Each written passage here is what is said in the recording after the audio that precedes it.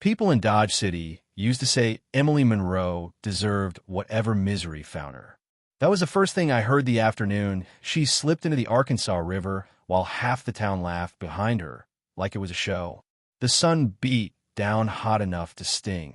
The water ran cold enough to bite, and the expression on her face made it clear she did not expect a single soul to help. And she was almost right. No one moved, except for one man. A man everyone said was colder than Winterstone. A man who had not let another person close since his wife passed 8 years earlier. Jack Ward, 45, rancher quiet as dust, built like trouble you did not want twice. He was riding along the bank when he saw Emily stumble. She had been carrying a basket of shirts she had finished sewing for folks who rarely thanked her. The boys on Front Street had been calling after her again, laughing, throwing out that awful nickname, Wet'em, just because sweat, rain, and tears seemed to find her more than most people. She was only 24, far too young to look that worn down, far too young to walk like every breath hurt. Jack saw her slip. He dropped out of his saddle in a single hard step and hit the river before the current dragged her skirt under. Her blouse soaked instantly, clinging to her ribs, her chest rising fast, her hair stuck to her cheeks. She gasped when he pulled her upright, startled and shaking. His hands were big enough to break a man in half, yet he held her as if she might crack if he squeezed too hard. His voice came low near her ear, steady and calm. "Stay still. You're all right. Just breathe." But she didn't breathe, not at first. Her mouth trembled, her eyes wide with panic. And then she blurted something she didn't mean for the whole riverbank to hear. "You're getting me even more wet." The line froze him for a second. Maybe because it sounded like something it wasn't. Maybe because it was the first time anyone had spoken to him like that in years. Or maybe because the whole town stood on the bank watching, pointing, whispering like they had caught some kind of sin happening. Jack kept his grip on her. Not to claim her, not to shame her, but to keep her upright in front of people who had already decided she was beneath them. She looked up at him, her voice shaking. "Why did you help me?" His jaw tightened, his eyes shadowed. "Because someone should have helped you long before today." He walked her back to the shore with one arm around her, his horse drinking behind them, Emily dripping through her thin cotton blouse while Jack stood just as soaked. The town watched them like they had witnessed something wicked. And in that moment, something shifted between them, something neither of them understood yet. Something that Hank McGraw, the most dangerous man in Kansas, was about to twist to his own advantage. Emily had no idea. Not then. But here's what mattered. If a whole town had already decided a woman was worthless, what happened when the one man they feared the most decided she was worth everything? Emily trembled as Jack helped her stand on the muddy bank. Water streamed off her chin. The whispers behind them were not kind. Jack slid his coat off and draped it around her shoulders, warm and heavy, smelling like cedar and saddle leather. She held it tight, keeping her gaze low, hoping the crowd would stop staring if she didn't look at them. But folks in Dodge City never stopped staring when they found someone new to tear apart. Jack led her toward his horse, slow and gentle, like she might break if he rushed her. "You all right?" he asked. She nodded, but the lie sat clear on her mouth. That was when Hank McGraw stepped out of the Long Branch Saloon, walking like he owned the whole town. Some days he did. Hank McGraw stepped out into the street like trouble wearing boots. He had that slow, lazy walk of a man who never feared consequences because he never faced any. Money, land, water rights, he had all of it. Men followed him for free whiskey, and women stayed away because they knew better. His smile made decent folks uneasy, and his temper turned grown men into dust. The moment his eyes landed on Emily wrapped in Jack's coat, that cruel smile spread across his face. "Well now," he drawled, loud enough for everyone to hear. "If it ain't wet, finding fresh ways to soak herself." Emily froze. Her fingers clenched tight at the coat collar like she could hold herself together with just fabric. She didn't look up. She didn't have to. She knew that voice, knew the danger behind it. Jack didn't freeze. He shifted in front of her in a way that wasn't loud or showy, just solid, like he meant to stand between her and anything that breathed wrong. Hank hated quiet strength. It made him feel small. Hank stepped closer, still grinning. Heard you had a job at the tailor shop this morning, he said. Jack gave a single nod. Not anymore, Hank added. They tossed her out. Said she embarrassed the place. Said men kept staring too hard. Hank laughed under his breath. Imagine that. A girl who ain't worth a nickel making a whole town blush. Emily's stomach twisted. Her boots slid in the mud when she tried to back away. Jack's hand caught her elbow gently, steadying her without making a scene. Easy, he murmured, the words soft enough to belong to someone far gentler than he usually was. Hank tilted his head like he was choosing a horse at auction. You lost your job, sweetheart? That's rough, but I can give you work. Got space in my ranch. You get meals, a bed, and maybe even a little respect if you learn to smile right. Emily's throat tightened. Everyone in Dodge City knew Hank never offered anything unless there was a trap hanging off it like a loose nail. Jack knew it too. He didn't say a word, but his jaw stiffened in a way Hank didn't miss. That only made Hank's grin stretch wider. He leaned in closer, close enough for Emily to smell the whiskey on his breath. I can fix your name, little girl, he whispered, or I can ruin it forever. Depends how much you want to stay dry. Jack stepped between them again. Still no shoving, no yelling. Just standing, solid as a barn wall, unmovable, steady. A message without a single spoken word. Hank chuckled, but there was a hard edge under it now. He backed away slowly, eyes cold. Careful, Jack, he said. She ain't worth the trouble you're stirring. He walked off toward the saloon, but he glanced back once, and that look promised things Emily didn't want to imagine. Things Jack had already prepared himself for. Emily pulled Jack's coat closer, her voice barely a breath. What does he want from me? Jack's eyes followed Hank until the saloon doors swung shut behind him. The air around him seemed heavier somehow, like he was already bracing for a storm. He sighed quietly. Not what he wants, Emily, he said. What he's planning. Those words slid cold down her spine. Her fingers trembled at the coat edges. The town felt too quiet, the wind too still, the world too big and too cruel. Jack noticed. He didn't grab her, didn't make a scene. He just stayed close, like he understood what fear felt like inside Bone. And here's the question she should have been asking then. The question Jack already knew the answer to. When a man like Hank decided a girl like Emily was worth chasing, how far would he go to break her down? 2 nights passed without Hank showing his face, and that silence made things worse. Men like him didn't rush. They waited. They watched. They chose the moment that hurt the most. Emily didn't know that yet, but Jack did. He barely slept, barely spoke. He fixed fence lines with the kind of focus a man used when his mind was somewhere darker. Emily spent most of her time trying to stay out of the way, mending shirts in the stable, stitching hems by lantern light. Sewing was the one thing she could control. Thread didn't judge her. Fabric didn't whisper behind her back. But her hand shook every time she remembered Hank's voice, soft, cruel, promising. It was late when it started. The moon hung low, throwing silver over the grass. The heat from a day still hugged the ground thick and heavy.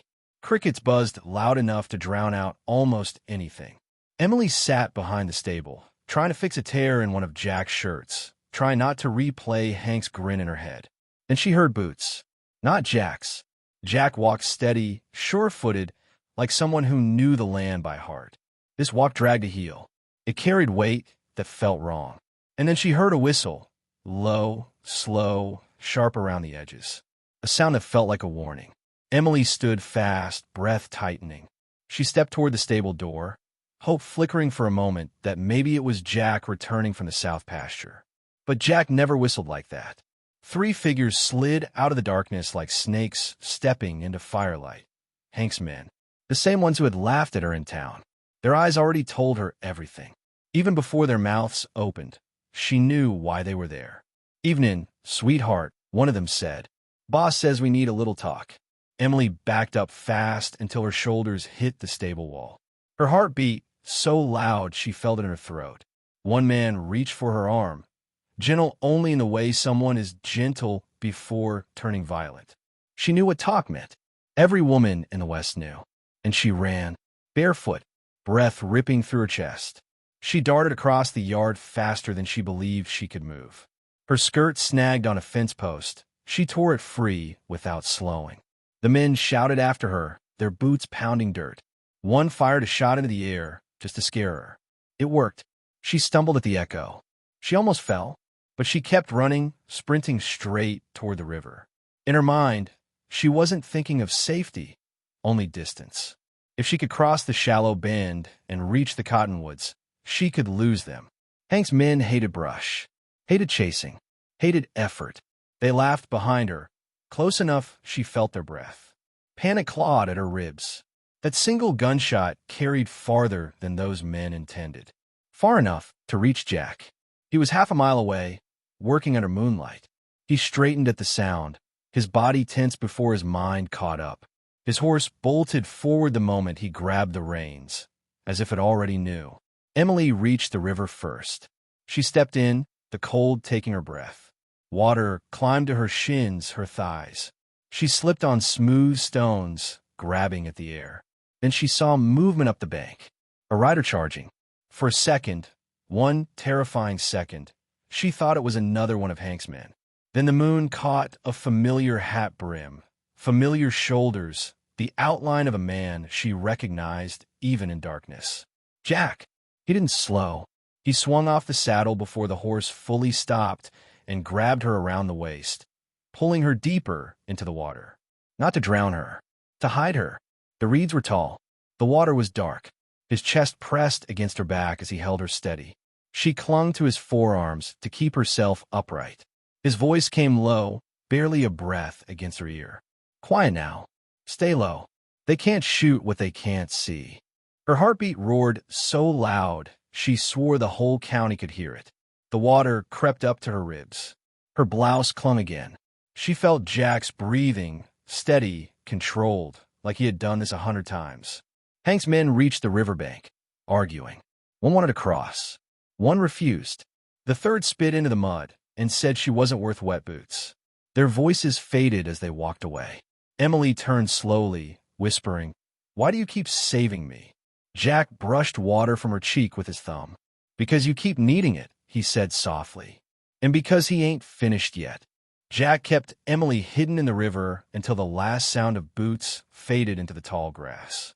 Only when the night settled again, when even the crickets seemed to quiet, did he guide her back toward the bank. Emily's whole body trembled so hard her teeth clicked together. It wasn't from a cold. It was from knowing Hank wasn't done. Men like him didn't stop when they were told no. They stopped when someone forced them to. Jack lifted her onto his horse with one arm. "Sit tight," he said, voice steady in a way that made her realize he was anything but calm inside. "We're heading to town." Emily swallowed hard. "To town?" "Jack, he'll be there." Jack mounted behind her, close enough that she felt the tension in his chest. "I know," he said. "That's why we're going." Dodge City was loud as always. Music spilling from windows, men yelling over cards, boots scraping across dusty boards. But the moment Jack stepped inside the Long Branch saloon with Emily behind him, the noise died like someone blew out a candle. Heads turned, eyes narrowed. Whispering rippled through the room. "Whittam's back," someone muttered. "Look at her," another whispered.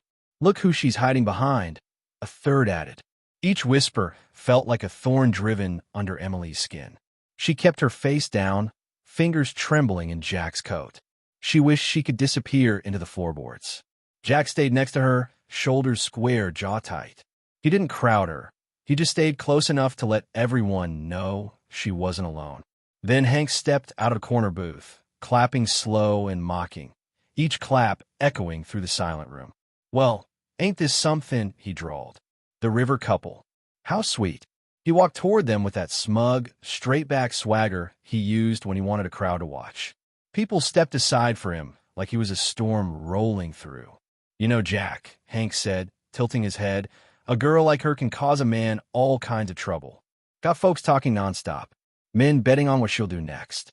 Women saying she's cursed." Emily flinched, and Hank saw it. He leaned in, voice low enough only she and Jack could hear. "You're poison, sweetheart," he hissed. "Everywhere you go." Jack's voice sharpened. "Back up, Hank." Hank smiled like he'd been waiting for that. "Tell you what," he said loudly, addressing the room. "I'll take her off your hands. She works for me. I shut the talk down. I clear her name. Fair trade." Jack didn't answer. His silence was a wall. Hank stepped closer. "She comes with me," Hank said, eyes cold. "And you can keep whatever secret you two cooked up in that river." Emily tried to pull her hand away when Hank grabbed her wrist, squeezing hard enough to leave marks. She gasped and whispered, "Please don't." And that was it. Jack moved. Fast. He yanked Hank's hand off her so violently the crowd jumped. Chairs scraped. Glass clinked. The whole room held its breath. Hank's smile fell away. His eyes narrowed into something sharp and dangerous. "You got a death wish, Ward?" he growled. Jack stepped forward, chest nearly touching Hank's.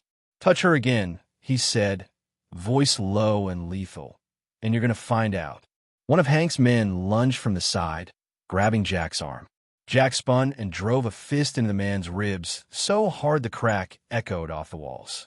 Another man crashed a punch across Jack's jaw, sending him stumbling.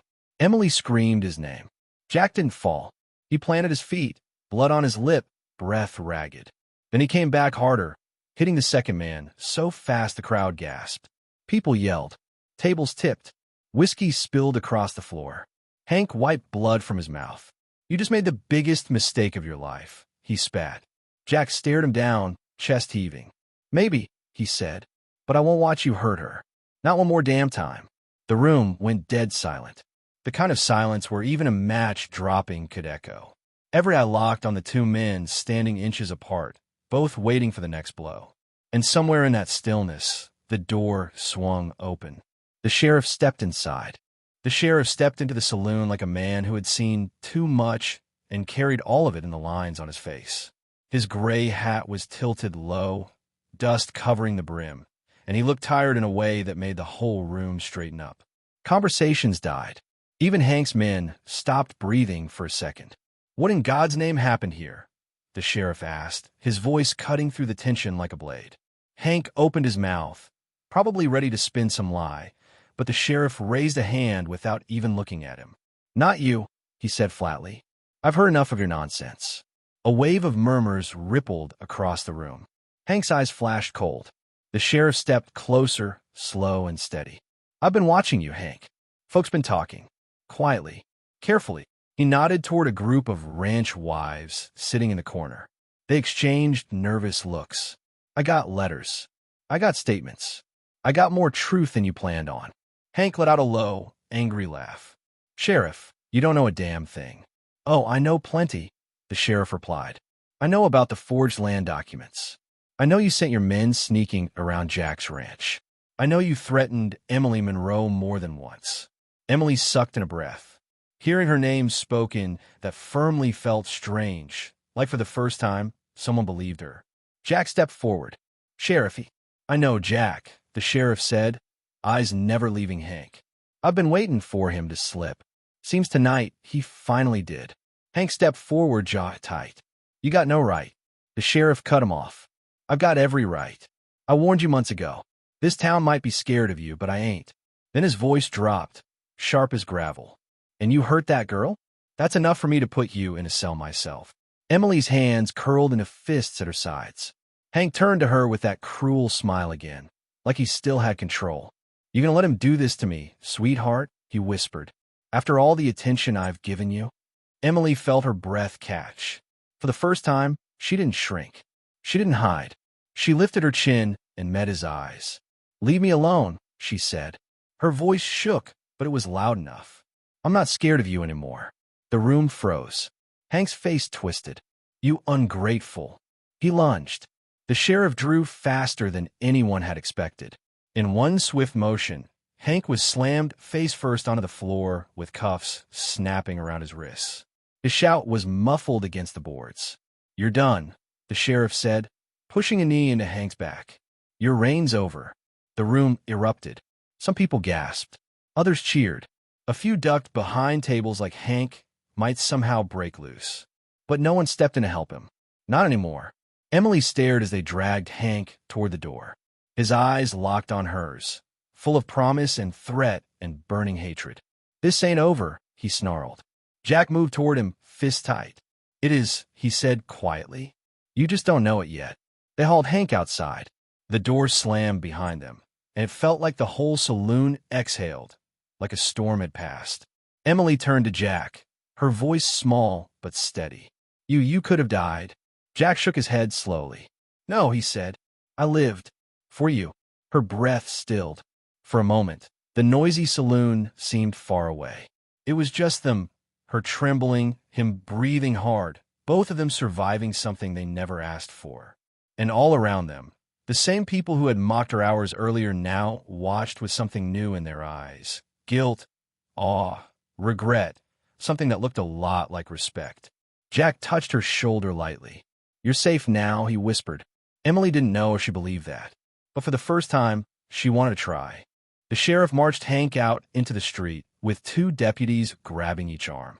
The whole town came out to watch, lanterns held high, shadows stretched across the dirt. Hank kept his chin up like he still ran Dodge City, like the cuffs were just another joke. Emily stayed close to Jack, her fingers gripping his sleeve without realizing it. Jack didn't move her hand, didn't look down. He just stood there, steady as a fence post, like he dared the whole world to try something again. The sheriff pushed Hank toward the wagon. Climb in. Hank twisted his head toward the crowd. You folks think this man's your hero? He barked. Jack Ward can't protect himself, let alone some nobody girl who can't stay out of her own mess. Emily flinched, but Jack stepped slightly in front of her. Shut your mouth, McGraw, Jack said, voice low and sharp. You're done talking. Hank laughed, bitter and ugly. You think you saved her, Jack? You think she's safe with you? I know every weak spot you got. Jack's jaw tightened. You don't know a thing about me. Oh, I know enough, Hank hissed. A lonely widower with a ghost for a wife and guilt in his pocket. You break easy when someone pushes the right way. Emily grabbed Jack's arm harder. Jack, don't listen. Jack didn't answer. He just stared at Hank, eyes dark with a mix of anger and something deeper. Old pain, old scars Hank had no right digging into. The sheriff shoved Hank up onto the wagon. That's enough. You're spending the night in a cell before you head to county. Hank leaned forward, eyes locked onto Emily like he wanted to carve fear straight into her. I'm not done with you, he spat. Not by a long shot. Emily swallowed, her voice trembling but firm. Yes, you are. He froze for a heartbeat, surprised she spoke back. Jack stepped in, voice low but deadly. You even breathe her name again, he said, and I'll make sure your cell bars aren't the only thing keeping you from daylight. Hank smirked, but for the first time, there was a flicker, small, almost invisible, of fear. The sheriff hopped onto the wagon seat. Let's go, he snapped to the deputies. The horses pulled forward, wheels creaking, dust lifting into the warm night air. The crowd slowly scattered, whispers trailing behind them. Emily watched until Hank disappeared into the distance. Only then did her knees buckle slightly. Jack reached out fast, steadying her. You're all right, he said softly. Emily shook her head. No, I'm not. He'll come back. Men like him always do. Jack cupped the side of her arm gently, turning her toward him. Emily, he said, voice steady. If he comes back, he'll have to get through me first. That scares me, she whispered. Why? Because I don't want you getting hurt. Because of me. Jack held her gaze, something tender breaking through his guarded expression. You didn't cause any of this, he said. Hank made his own choices. I made mine, and I'd make the same ones again. Emily felt her breath hitch. Why? She asked quietly. Jack looked at her for a long moment, the kind of look that stripped everything down. Because you matter, he said. Her chest tightened. No one had said those words to her in years, maybe ever. The world felt too quiet suddenly, the wind softer, the night a little less harsh.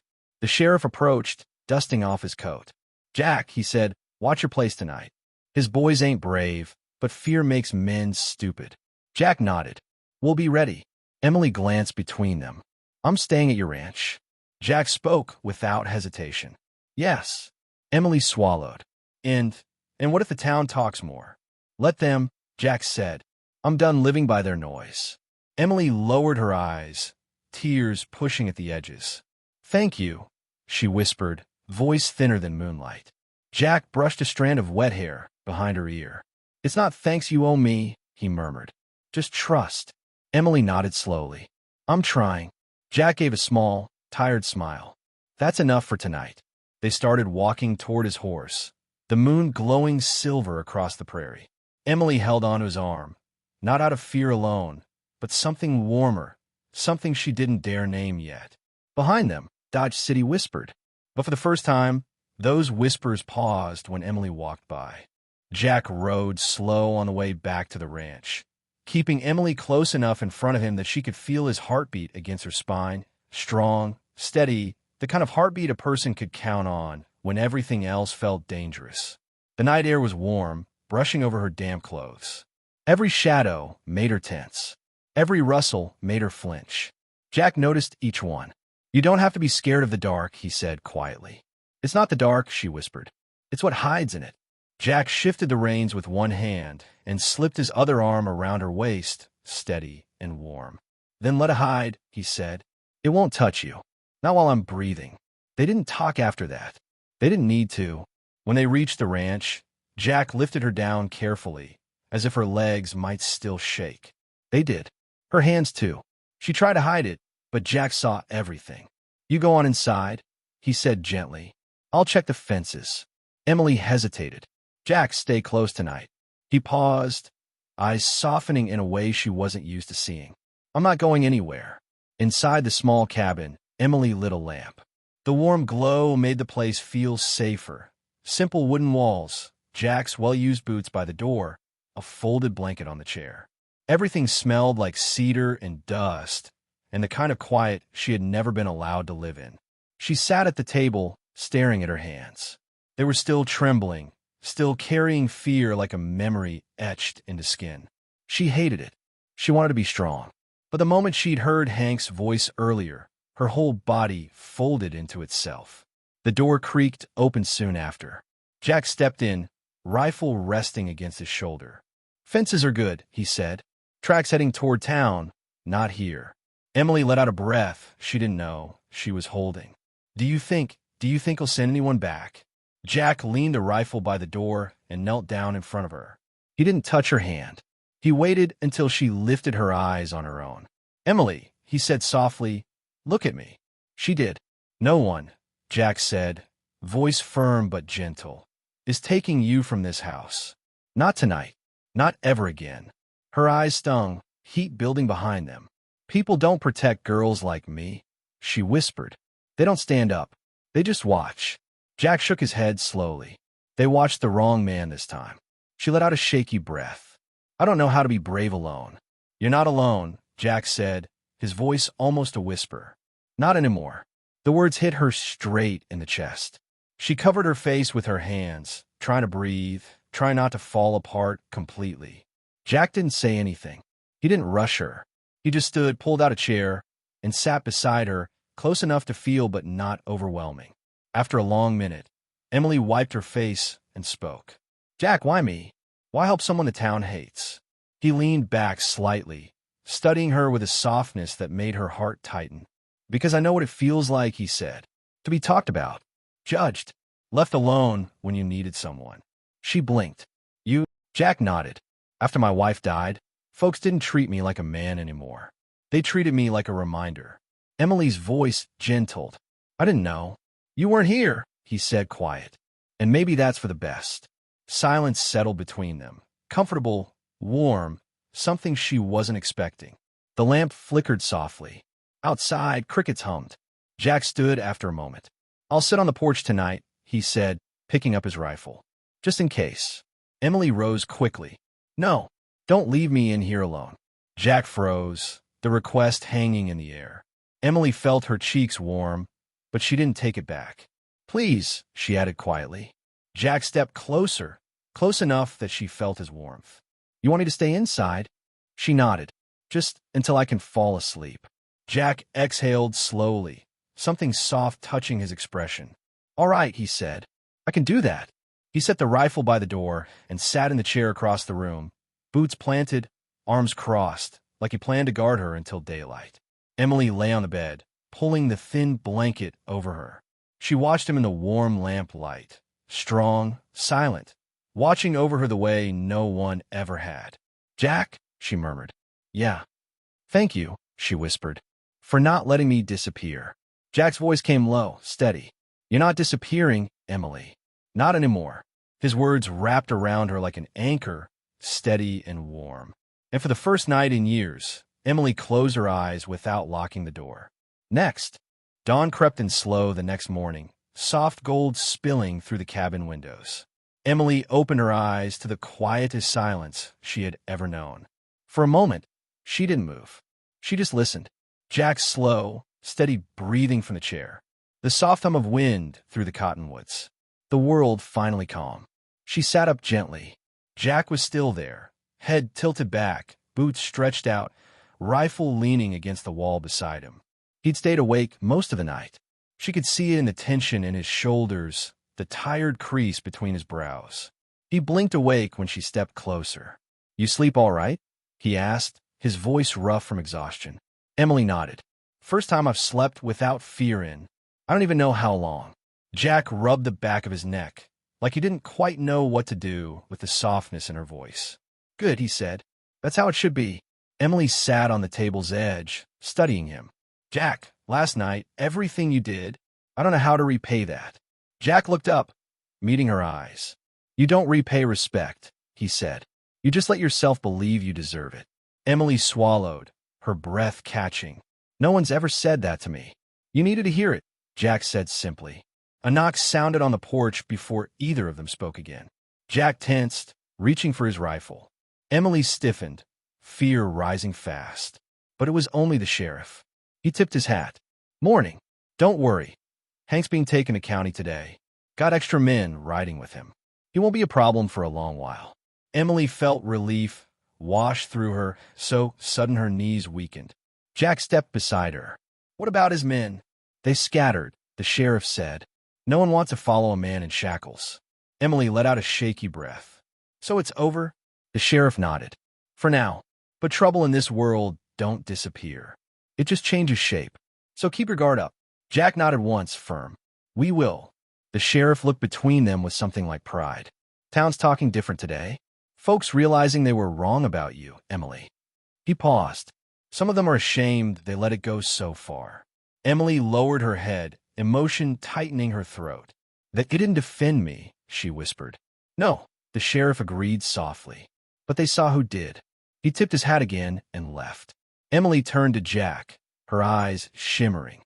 "They won't look at me the same," she murmured. Jack stepped closer. "Good," he said. "They shouldn't." Emily let out a small laugh, tired but real. "What happens now?" Jack held her gaze, something warm settling between them. "Now," he said, "you start living the life they said you couldn't. And if you want someone beside you while you do that, I'm here." Emily felt her chest swell with something deep, something new. "You mean that?" "I don't say what I don't mean." She looked at his hand, rough, steady, waiting. She reached out, threading her fingers through his. His grip tightened just slightly, like he'd been waiting for the chance to hold her. The morning light wrapped around them both, quiet and warm. Emily felt small pieces of herself she thought were broken begin to fall back into place. "Jack," she whispered. "Yeah, I don't want to be afraid anymore." Jack squeezed her hand gently. "Then don't be," he said. "You're stronger than you think. You survived things that would have crushed most people." Emily nodded slowly. Maybe I'm stronger." "You are," Jack said, "and you're not alone." She leaned into him, resting her forehead against his chest. He wrapped an arm around her carefully, like she was something worth guarding. Not because she was fragile, but because she finally understood she didn't need to survive everything alone. They stood there in the soft morning light, the weight of the past finally loosening its grip, and the moral settled itself quietly in Emily's heart. When the world calls you worthless, it's not your truth, it's their weakness. You find your worth the moment you find someone who sees you clearly, stands beside you, and reminds you that you deserve better than the pain you were taught to carry. Emily had spent years believing she was alone. Jack showed her she never had to be again. The whispers in Dodge City would return. Towns like this always whispered. But now, every whisper paused for one simple reason. Emily Monroe was finally standing tall, and someone stood tall beside her.